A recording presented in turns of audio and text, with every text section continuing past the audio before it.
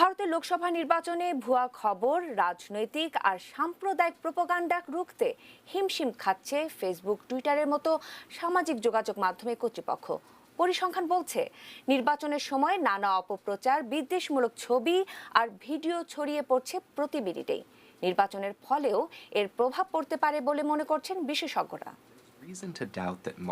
প্রখ্যাত ঔপন্যাসিক Mark Twain বলেছিলেন, a lie can travel half way around the world while the truth putting on its shoes. যার মানে দাঁড়ায়, মিথ্যা খবর একবার ছড়ানো গেলে মুহূর্তেই তা পৃথিবীর অর্ধেক পাড়ি দিয়ে দেয়। যেখানে সত্যটা চাপা পড়ে থাকে জুতোর তলায়, আর সোশ্যাল মিডিয়ার এমন দাপুটের সময়ে সত্যটা যেন আরো হারিয়ে যাচ্ছে। বিশ্বের সবচেয়ে বড় গণতান্ত্রিক দেশ ভারতে চলছে ভোট উৎসব। লোকসভা নির্বাচনের প্রচার প্রচারণার পাশাপাশি চলছে সাম্প্রদায়িক আর বিদ্বেষমূলক ভুয়া খবরের ছড়াছড়ি। এক্ষেত্রে সামাজিক যোগাযোগ মাধ্যমকে প্ল্যাটফর্ম হিসেবেই ব্যবহার করা হচ্ছে। ভারতে মোবাইল ফোন ব্যবহারকারীর সংখ্যা 114 কোটি। এর মধ্যে রয়েছেন 30 কোটি ফেসবুক ও 24 কোটি হোয়াটসঅ্যাপ ব্যবহারকারীও। অনলাইনে অপপ্রচারের বিষয়ে সচেতন নন এদের অনেকেই, তাই হিমশিম খেতে হচ্ছে নির্বাচন কমিশনকেও। বিশেষজ্ঞরা মনে করছেন, নির্বাচনের সময় কোনো ভুয়া খবর ছড়ালে তা সহজেই বিশ্বাস করে মানুষ। कि पोलिंग पीरियड में कोई भी ऐसे मटेरियल जो इलेक्शन को एडवर्सली अफेक्ट करते हों, फेक न्यूज़ वगैरह, और लास्ट 48 आवर्स में कोई भी ऐसी चीज़ जो इलेक्शन से रिलेटेड हो, जो साइलेंस पीरियड को डिस्टर्ब करती हो, ये उस पर ना रहे।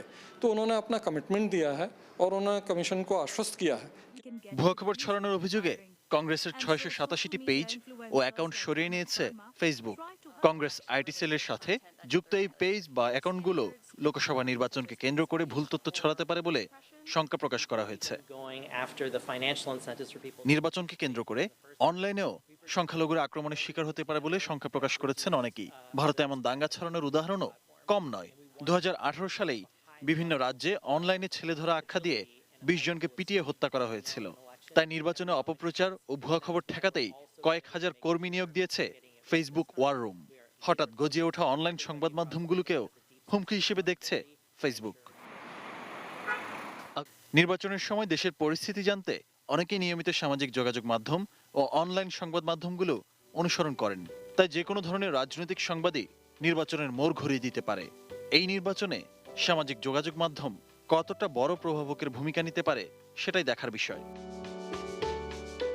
আহমেদ রাব্বি তানিম, ডেস্ক রিপোর্ট, 18 নিউজ।